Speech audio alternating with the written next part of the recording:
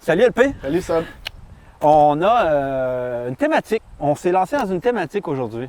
Tout à fait. Les plans d'eau. On parlait des plans d'eau et pourquoi? Parce que les plans d'eau sont super importants pour l'équilibre de l'écosystème. Oui, tout à fait. D'avoir un terrain un peu pour reproduire un petit peu la nature. La nature, exactement. Et attirer la nature, attirer la faune. On l'a vu, ça fonctionne aussi. Oui, vraiment. Puis on va en parler tantôt. Ah ouais. Alors, continuez de nous suivre. Abonnez-vous à notre chaîne YouTube. Suivez-nous sur Facebook. On vous aime, vous nous aimez. On aime ça de même. Continuez à nous donner des suggestions aussi. On aime ça. Donc, c'est parti! Quand tu as développé ton plan de paysannerie et d'autonomie alimentaire, est-ce que tu avais déjà pensé à avoir un plan d'eau dans tout ton plan? Oui, le plan d'eau est quand même au cœur un peu du projet, au cœur, malgré qu'il est très petit.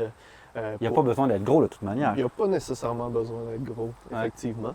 En fait, l'idée, c'est d'avoir un espace où les oiseaux, les abeilles, les chauves-souris, tout insecte qui est pollinisateur ou non, puisse venir s'abreuver. Ouais. Puis dans un écosystème en équilibre, on constate aussi une forte présence d'amphibiens. Donc des grenouilles. Ouais. On a vu ça au printemps. Oui, puis on croyait que tout ce qu'on a vu allait devenir, bien, probablement qu'ils sont devenus, mais ils sont partis. Effectivement, il y avait, je dirais, 300 hectares dans ce petit étang-là qui se développait. Nous, on pensait qu'il allait rester autour du plan d'eau. On s'est rendu compte qu'il se dirigeait vers la rivière qui est en bas aussi. Mais on retrouve aussi beaucoup d'amphibiens dans nos jardins, en tondant ou en coupant avec notre herse, notre faux autrichienne. On voit sauter une quantité incroyable de crapauds. Puis c'est pour ça qu'on utilise d'ailleurs la faux. On en avait parlé déjà. Pour pas broyer les grenouilles. Hein? Donc on veut les accueillir, on veut qu'ils puissent se développer et qu'on ne soit pas une menace pour eux. Là, effectivement. Le chat ou le chien. Jusqu'à présent, il n'y a pas ils ne nous ont pas encore ramené de crapauds. Ça se passe bien aussi. Dans le fond, il y a des plantes. Tout est beau. C'est ça. Il n'y a pas juste la faune, il y a aussi la flore qui se développe. On l'a aidé un petit peu parce qu'on a planté l'été dernier des plantes aquatiques. Des plantes, des nénuphars qu'on connaît bien. On a mis aussi des algues là, qui sont au fond qui permettent une oxygénation de l'eau. Parce que un petit étang, si on ne fait rien, la vie va mourir. C'est-à-dire s'il n'y a pas d'oxygénation, s'il n'y a pas d'oxygène, on parle d'atrophie. Oui, effectivement. Donc ça vient de mort finalement. Donc pour ce faire, on met des plantes oxygénantes, mais on met aussi une pompe qui vient faire circuler l'eau. Ou l'air, ça pourrait être une pompe à air qui fait que l'oxygène est ramené finalement sous terre pour que des poissons puissent y vivre, pour qu'une vie aquatique se développe. Et encore une fois, comme le projet en question, le plan d'eau, le bassin, va aussi se développer avec les années. Les plantes aquatiques vont s'implanter, il va y avoir une flore qui va d'année en année renaître à partir de ce plan d'eau-là. Parle-moi un peu de la conception. Tu as choisi, entre autres, d'avoir une membrane. On a choisi la membrane avant de faire l'excavation et voir dans quel état était le sol. Mais si on avait fait le contraire, on se serait rendu compte que c'est un sol argileux et que si on n'avait pas mis de membrane EPDM... L'eau serait conservée quand même? L'eau se serait conservée quand même. On l'a mis parce qu'on l'avait. Mais c'est quand même des coûts, c'est du pétrole, malgré que ce soit très résistant pour les sols qui sont plus sablonneux. On a fait le gage, nous, que c'était aussi sablonneux en bas, mais c'était pas le cas. Donc on a eu une petite surprise, mais elle peut être très pertinente là, dans certains cas. Au début, on était un petit peu naïfs. On commençait avec nos pelles à pelleter pour essayer de creuser à bras. Mais on s'est rendu compte que c'était pas une job facile.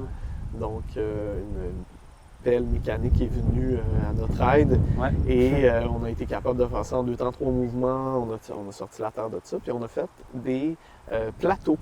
Dans le fond, c'est vraiment important que ça ne soit pas juste un trou dans lequel on met de l'eau, mais bien de creuser plus profond au centre et faire finalement des terrasses un petit peu plus hautes, pour finalement arriver à la surface de la Terre. Oui. Pourquoi? Parce qu'il y a beaucoup d'animaux, d'amphibiens surtout, de vie aquatique qui aiment se développer dans des endroits qui peuvent ressembler à 90 degrés. Donc, c'est intéressant aussi de mettre des roches sur ces plateaux-là pour faire des raccoins afin que les insectes puissent s'y développer, avoir confiance, établir un lieu sécuritaire pour développer leur progéniture. C'est un projet en construction encore, là. Effectivement, là, les roches sont lourdes, on les amène quand on a le temps, quand on en trouve. Donc, d'année en année, on va implanter des plantes aquatiques, on va mettre des roches, on va embellir ça là, pour vraiment là, que ça soit cute aussi, hein, parce que ça fait partie de la beauté de la nature. Ouais. Puis on va y revenir de toute manière aussi. Là. Dans cette chronique de la Régine, on va parler de la binette à lame étroite, qui est une binette qu'on peut parler aussi de pioche, qu'on utilise pour contrôler les mauvaises herbes, de buter les plantes et creuser des tranchées. En fait, creuser des tranchées, selon moi, c'est ce qui est le plus intéressant avec cet outil-là pour être en mesure, entre autres, de faire des tranchées pour des patates ou pour des poireaux, qu'on a besoin de tasser la terre sur les côtés et de créer vraiment un sillon. Cet outil-là qui est quand même léger, qui est plus pratique qu'un râteau, par exemple, qui pourrait aussi être utilisé, qui se manie vraiment aisément et qui facilite vraiment les travaux du jardinage en général.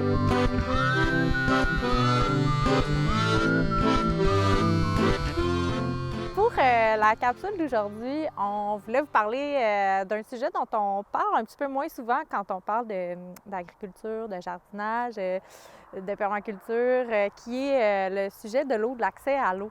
Et puis, pour parler de ça, je vous ai trouvé un petit livre de la série, là, je me suis pris des notes, le nom est très long, de la série de Permaculture Earthworks Handbook, qui s'appelle, je vais y aller d'une traduction libre, Comment faire le design et la construction de digues, de rigoles et d'étangs et d'autres systèmes de récolte de l'eau. Voilà.